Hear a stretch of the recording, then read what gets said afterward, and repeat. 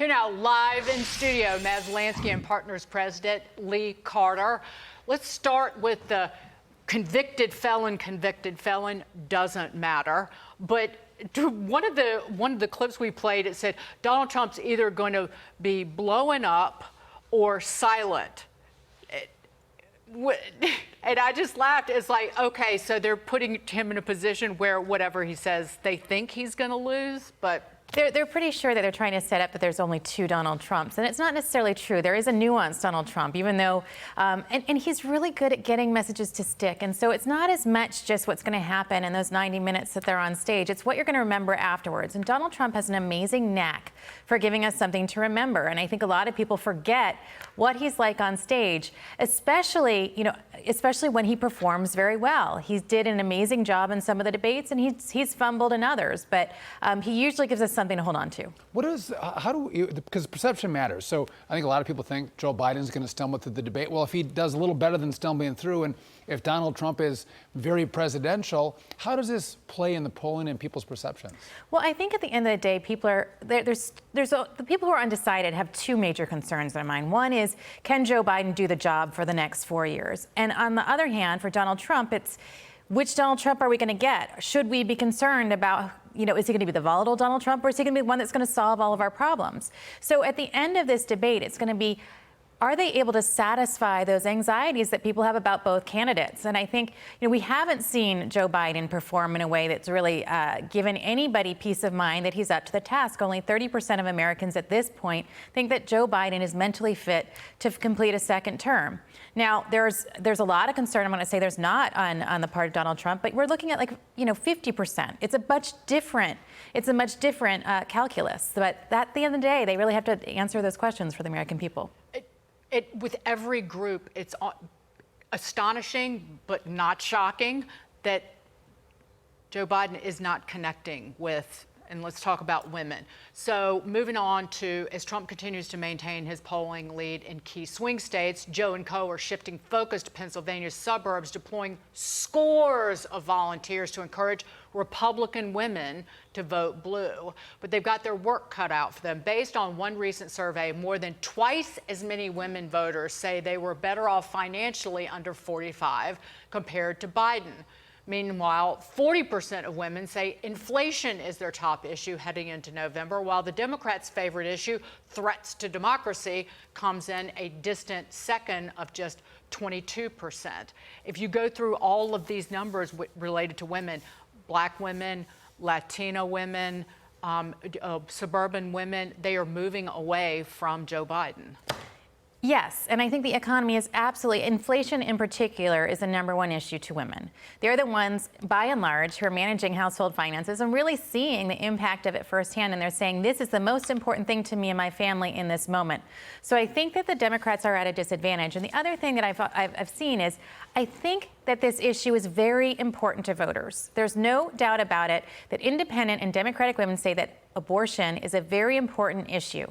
Now, I don't think the Democrats have done a very good job at all about galvanizing that or getting people out there. When they talk about it, they're not talking about it in a way that really excites people, energizes people, makes them understand the bigger picture here. They're going on, and I think they're sending a lot of people who have trouble connecting with the American voter.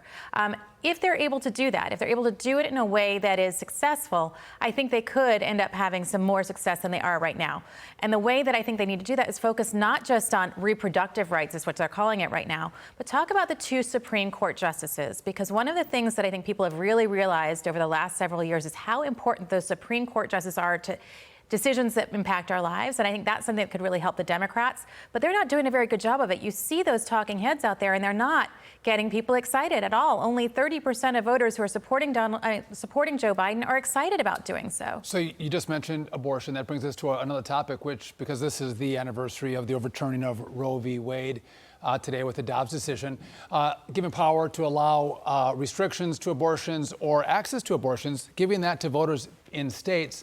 And since Team Biden can't really boast about the economy or immigration, Joe Biden and Kamala Harris are leaning hard into the issue, hoping it's going to move the needle in November. Watch this. In the case of the stealing of reproductive freedom from the women of America, Donald Trump is guilty.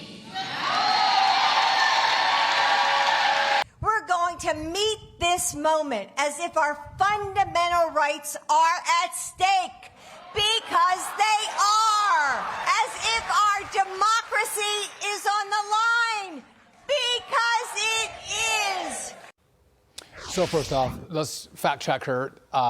Giving people freedom and democracy to vote is actually what this decision did. It wasn't to take democracy or freedom away from women. But I've ran for Congress. I ran 5 races, look at a lot of polling, and I always am fascinated, because this happened in 2022 as well.